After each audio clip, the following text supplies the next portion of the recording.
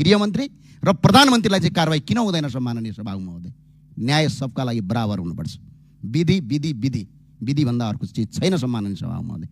हामीले कानुन हटाऊ भनेका होइनौँ, कानुन सबैका लागि समान रूपमा लागू गर भनेका हौँ। अब गणेश नेपालीको विषयमा पनि केही कुरा स्पष्ट राख्न चाहन्छु सम्माननीय सभामुख महोदय।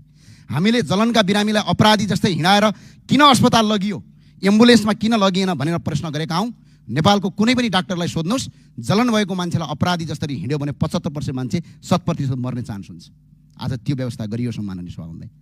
र गम्भीर जलनका बिरामीलाई वीर अस्पतालमा उपचार गराउने हो कि कीर्तिपुरको जलन अस्पतालमा हो सम्माननीय सभामुख महोदय? यो नेपालीहरूलाई सबैलाई नेपालीहरूलाई तपाईँको लाटा छन् भनेर अल्गोरिदम नफैलाउनुहोस्। कीर्तिपुरको अस्पतालमा गर्ने हो, वीर अस्पतालमा होइन सम्माननीय सभामुख महोदय। समयमै उचित उपचार उपलब्ध गराइएको थियो या थिएन? भारतमा उपचार गर्दा बचाउन सकिने भए सम्भावना यदि थियो भने यदि ऊ बिरामीलाई चाहिँ भारत किन लगिएन? यदि बिरामीको मृत्यु पहिले नै भइसकेको थियो भने रातारात विमानस्थलमा नाटक मञ्चन किन गरियो सम्माननीय सभामुख महोदय? यो प्रश्नको जवाब राज्यले दिनुपर्छ। यसको उत्तर हामी खोज्छौँ सम्माननीय सभामुख महोदय। संसार नै मेरा विरुद्धमा लागोस् तर म सत्य बोल्न छोड्दिनँ। जति साइबर बुलिङ गर्नु छ गर, सक्छौ अझै गर। भौतिक आक्रमण पनि सहेर आएको सम्माननीय सभामुख महोदय, लडेर आएको, मजाक गरेर आएको होइन सम्माननीय सभामुख महोदय। जति गाली गर्न सक्छौ गर, जति अल्गोरिदम फैलाउन सक्छौ फैलाऊ, तर मान्छेको जीवनभन्दा ठुलो तिमीहरूको लोकप्रियता होइन सम्माननीय सभामुख महोदय। र किनकि मेरो कर्णालीका देश, मेरा कर्णालीका दाजुभाइ, मेरो देशका दाजुभाइले अकालमा ज्यान गुमाएका छन् सम्माननीय सभामुख महोदय। त्यही भएर सम्माननीय सभामुख महोदय, जब हामी सोध्छौँ मान्छेले आत्महत्या किन गर्नु पर्यो, कर्णालीको नदीको भिरमा अड्केको नागरिकको समयमा उद्धार गर्न नपाएर किन मर्न बाध्य भए, बेलैमा उद्धार टोली र हेलिकप्टर किन पठाइएन भनेर त्यो भन्छौँ, तर गृहमन्त्रीले जवाब दिनुहुन्छ यसलाई राजनीतिकरण गरियो भनिन्छ। तर सम्माननीय सभामुख महोदय, वास्तविक राजनीतिकरण भनेको के हो भन्ने कुरा आज संसदमा स्पष्ट भन्न चाहन्छु। पानी बाँड्न गएको हौँ भन्ने पोसाक लगाएका विद्यार्थीलाई ढाल बनाएर लासको सिडी चढ्दै राज्य सत्तामा पुग्ने गतिविधिलाई राजनीतिकरण भनिन्छ सम्माननीय सभामुख महोदय। भिरमा अड्किएको मान्छेलाई उद्धार गर भन्नु राजनीतिकरण होइन। यो कुरा स्पष्ट बुझ्न आवश्यक छ। संसद भवन चाहिँदैन, संसदहरू चाहिँदैन भन्दै आगो लगाउने, तर पछि त्यही संसदको चुनाव लड्ने गतिविधिलाई राजनीतिकरण भनिन्छ। आफू पदमा हुँदा नहुँदा नेताको तलब सलब हटाउनुपर्छ, अगाडि पछाडि ट्विटी गाडी सुरक्षाकर्मी राख्न हुँदैन भन्ने, तर सत्तामा पुगेपछि आफ्नै अगाडि पछाडि सुरक्षाकर्मीको लावा लस्कर र घेरा लिएर हिँड्ने प्रवृत्तिलाई राजनीतिकरण भनिन्छ। आफै सरकारमा बस्ने, आफै आफ्ना कार्यकर्ता लगाएर न्युरो र सञ्चार माध्यम र कार्य र प्रतिपक्षका घर अगाडि अवैधानिक पार्किङ गराउने, त्यसको भिडियो बनाएर सर्वसाधारणले गरेको भन्दै अल्गोरिदम फलाएर मिडियाबाजी गर्ने गतिविधिलाई राजनीतिकरण भनिन्छ। कर्णालीको भिरमा अड्किएर मर्न बाध्य नागरिकलाई उद्धार गर भन्नु राजनीतिकरण होइन सम्माननीय सभामुख महोदय। उद्धार गर्नुपर्ने समयमा हेलिकप्टर नपठाउने, फोन नउठाउने, दादा र डनगिरी शैली देखाउने, तर पछि संसदको रोस्टरमा उभिएर रोएको अभिनय र नाटक गर्ने गतिविधिलाई राजनीतिकरण भनिन्छ सम्माननीय सभामुख महोदय। यो राजनीतिकरण भनेको सबैको सम्पत्ति छानबिन गर्छौँ भन्ने, तर आफ्ना मन्त्री र नयाँ सांसदहरूको सम्पत्ति छानबिन गर्नु हुँदैन भनेर नीति बनाउने कार्यलाई राजनीतिकरण भनिन्छ सम्माननीय सभामुख महोदय। अरूको सम्पत्ति छानबिन गर्न समिति माग्ने, तर बिचौलियासँगको साँठगाँठको प्रमाण बाहिरिएपछि आफै समिति बनाउने, आफै समितिका सदस्यलाई थर्काउने, आफैलाई निर्दोष देखाउने र समितिका प्रतिवेदन लुकाउने गतिविधिलाई राजनीतिकरण भनिन्छ सम्माननीय सभामुख महोदय।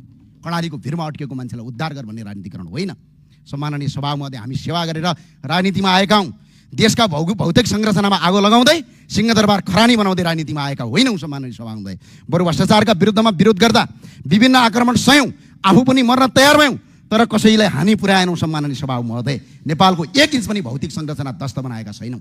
त्यसैले फेरि पनि भन्छु, कानुन सबका लागि समान हुनुपर्छ, राज्य नागरिकको अभिभावक बन्नुपर्छ, उत्पीडितको होइन। नियम नागरिकको जीवन रक्षाका लागि बन्नुपर्छ सम्माननीय सभामुख महोदय, जीवन समाप्त पार्नका लागि होइन।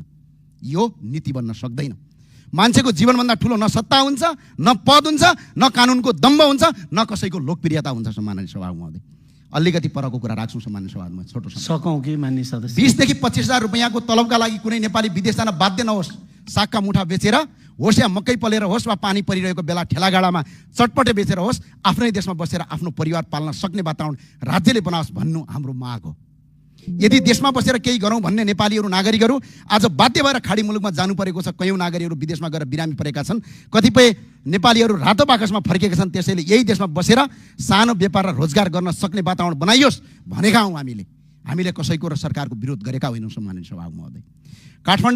काठमाडौँको टुडीखेल लगायत देशका विभिन्न स्थानहरू सडकभन्दा बाहिर, राजमार्गभन्दा बाहिर बाहिर रहेका सार्वजनिक स्थल पार्कहरूमा विभिन्न निश्चित समय तोकेर नगर प्रहरीको निगरानीमा ठेलागाडा राख्न दिने व्यवस्था गर्न सकिन्छ। मकै पोल्न दिने, साक्का मुठा बेच्न दिने, चटपटे बेच्न दिने साना व्यवसायलाई व्यवस्थित रूपमा काम गर्न नीति बनाउन सकिन्छ। हामीले नियम पालना नमान भन्न खोजेका होइनौँ। सम्माननीय सभापति, हामीले गरिबलाई बाँच्न दिनुहोस् भनेका हौँ, व्यवस्थित गरिदिनुहोस्, तर उनीहरूको रोजीरोटी नखोज्नुहोस् भनेका हौँ। कीर्तिपुरको सुकुम्बासी सेल्टरमा एउटा नाबालक भोगले तडपिएर रोइरहेको छ। त्यो नाबालक पनि यही देशको नागरिक हो। सम्माननीय सभापति महोदय, हामी सबैको मान्य सदस्य सके सम्मान 1 मिनेटभित्र उसलाई पनि बाँच्न पाउने अधिकार छ।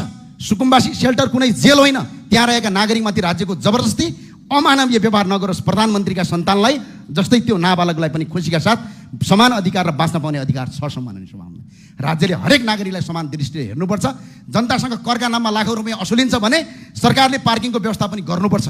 तत्काल सबै व्यवस्था गर्न नसकिएला, तर त्यसको सुरुवात गर्नुपर्छ। दीर्घकालीन योजना बनाउनुपर्छ। हामीले सरकारको विरोध गरेका होइनौँ, सरकारले आफ्नो दायित्व पुरा गरोस् भनेका हौँ। सम्माननीय सभापति, संसदको काम जनताका मुद्दा संसदमा उठाउने हो, कार्यान्वयन गर्ने जिम्मेवारी सरकारको। संसद कार्यकारी होइन, हामीसँग कार्यकारी अधिकार छैन, मन्त्री र सरकारसँग छ।